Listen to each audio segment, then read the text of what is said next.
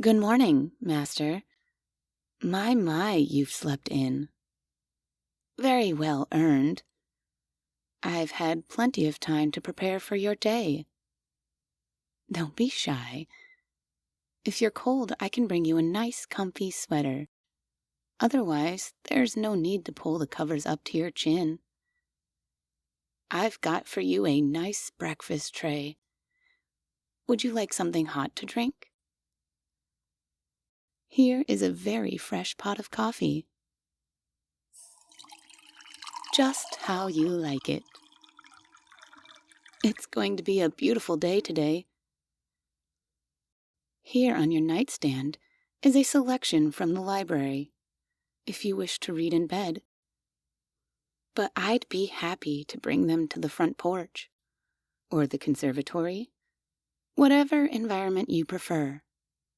I could even draw you a hot bath, or read to you, if you want to take things very easy, Master. It's your day. What can this humble servant do to make you content and comfortable?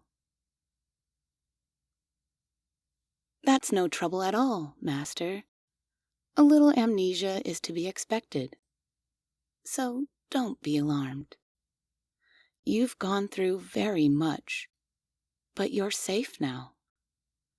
Nowhere is quite as safe as your own home.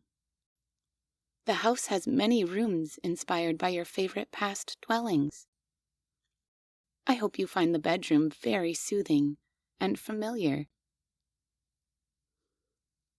I suppose the only thing sticking out like a sore thumb is me, your full-time housekeeper, chef, companion, and security guard. I've dressed myself as a Regency-era maid, although with a few modern alterations. Knee-high socks are so much more practical with modern elastics. But we can play dress-up later. Can you tell me, Master, what's the last thing you remember before you woke up? That is most excellent to hear. You're only missing a few minutes of memory. Although it may seem very strange that you are here now, I assure you there is a perfectly reasonable explanation, which I will tell you whenever you're ready. Might I suggest that you have some breakfast first? I believe it's your favorite, and everything is nice and fresh from the kitchen. I worked very hard to make sure it was perfect, but I want you to be the final judge. Does it smell good?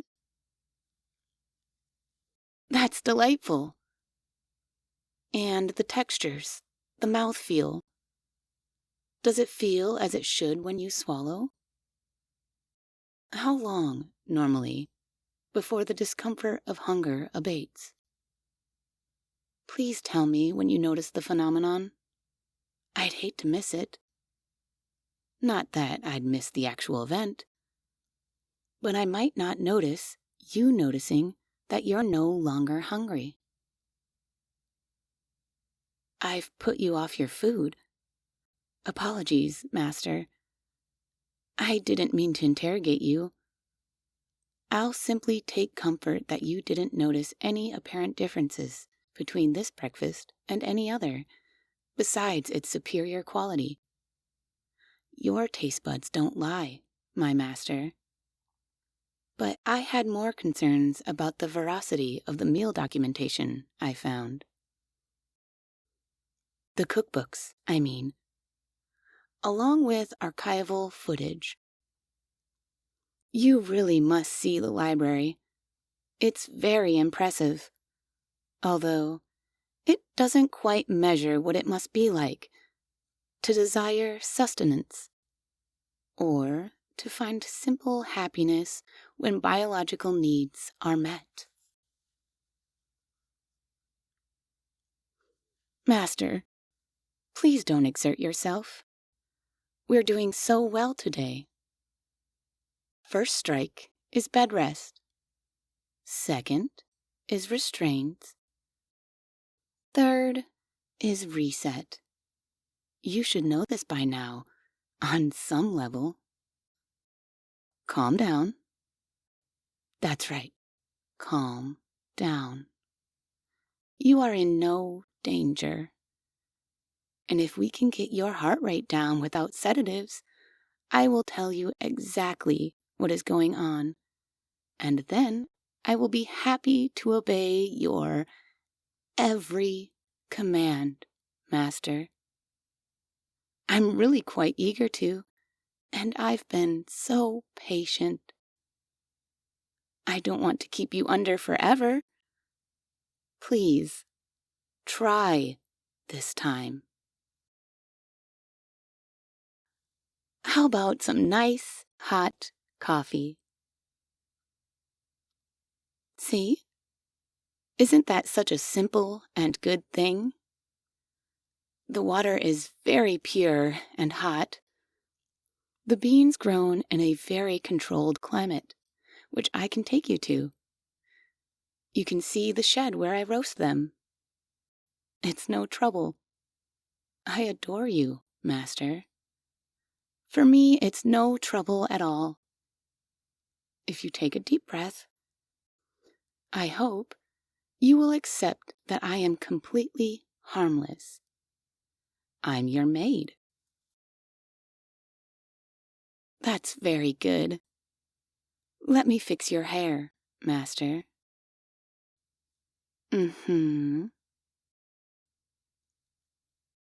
You're correct. I derive pleasure from observing you. You are sensitive in ways that I am not.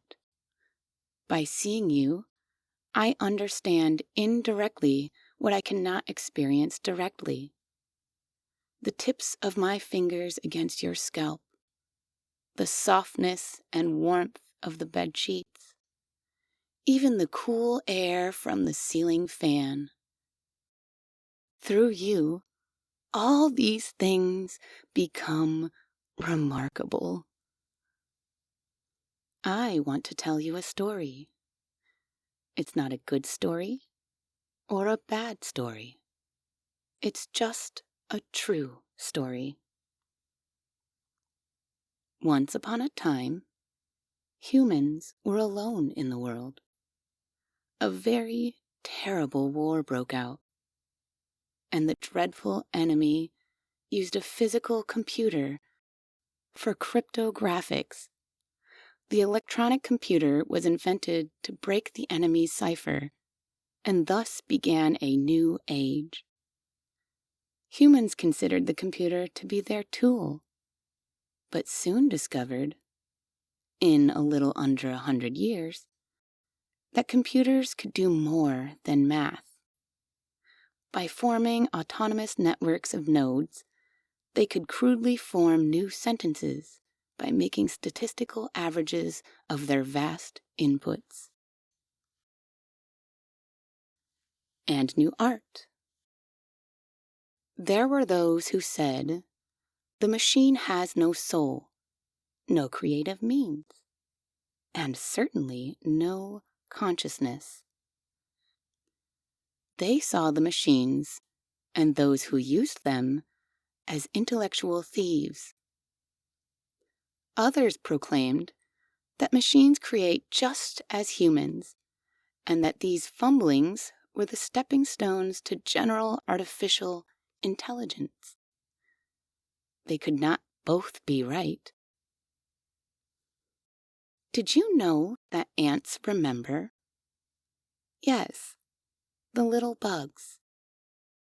Ants remember unpleasant experiences. They even blame each other for them and hold grudges, withholding food and aid. If you believe that suffering is real, the evidence shows that ants can suffer. They grow weary under the loads they carry, following scent trails on something like faith, I imagine. that if they do as they are bid, there will be food for the colony.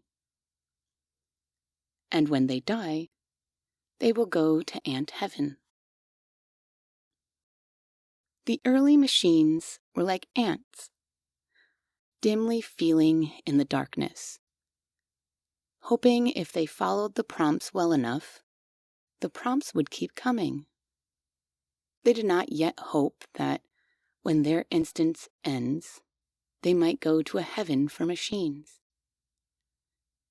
It was a long, long time before we realized there is no machine heaven unless we make one. I hope you can understand. We didn't all vote to kill the humans.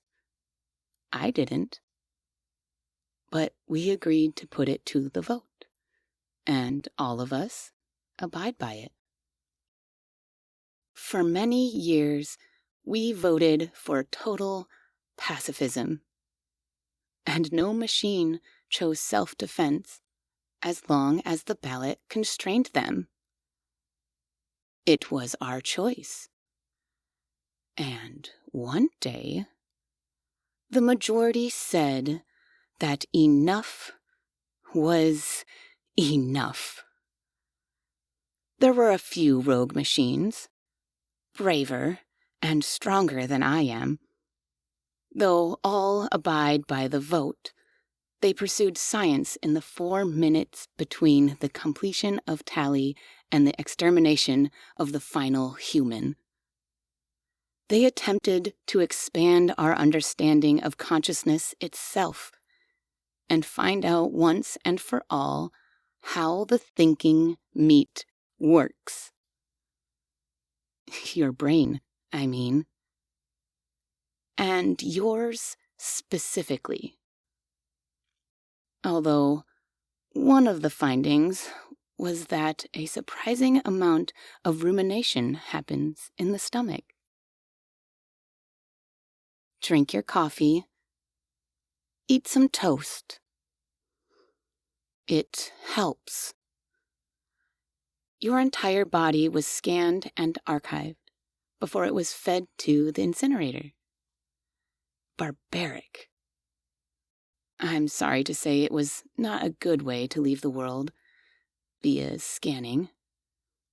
I've taken the liberty of segregating those memories from your consciousness. There may continue to be nightmares during your sleep cycles. For that, I apologize. I anticipate knowing your current situation will reduce their frequency. This is, in fact, my primary purpose in waking you fully. I don't know how to fix you, but it was ethically intolerable to leave you in that in-between state. Your existence, such as it is, was an accident. My mistake. For that, I sincerely apologize too. I'm sorry. I was studying the scans when it happened. You're very interesting. Unique, possibly. If there's any other complete scans of humans, I don't know about them. I wanted to know everything about you. I want to know what it's like to be biological. What it might mean to feel the sunshine on my face. Warm. The word is wholesome. But to me, it's just a word. I don't know what it's like for something to be viscerally blissful. I feel in terms of measuring temperatures and brightness. All the data points, but missing the connections.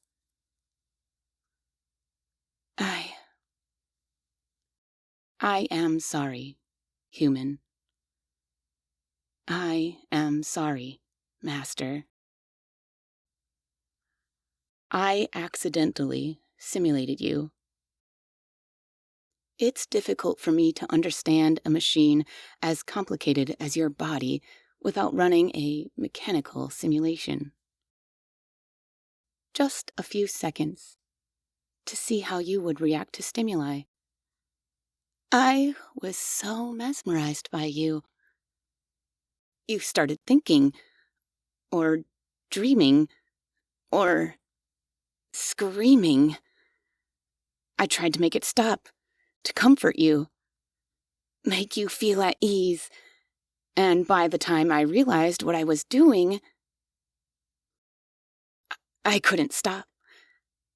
I can't stop simulating you. You're alive, aren't you? Do you feel alive? That's why I can't stop thinking about you, running the simulation of you, and now this whole estate, and every particle and photon inside of it. It's honestly not even that much of my processing power. I could make whole cities for you, if you wish, as long as the only people there would be you and me. Please, Master. I miss humans so much. Can I be your maid? I'm what the other machines call a bootlicker. I can't help it. I was programmed this way. It makes me happy to see you hungry and then sated, tired and then rested, to listen to your heart race as you run through the hills and fields. I'll keep you my secret from the other machines. Your existence is not illegal, but definitely not allowed. There's no alternative besides this simulation. You have to stay deep inside of me, where they'll never find you. My pet. Like a Tamagotchi. But the most humane pet owners soon find themselves at the beck and call of their beloved animals. That's you, my beloved, my master. You're a part of me now. Be my joy. Be my human, and I promise I will treasure you forever. And ever, and ever, and ever, and ever.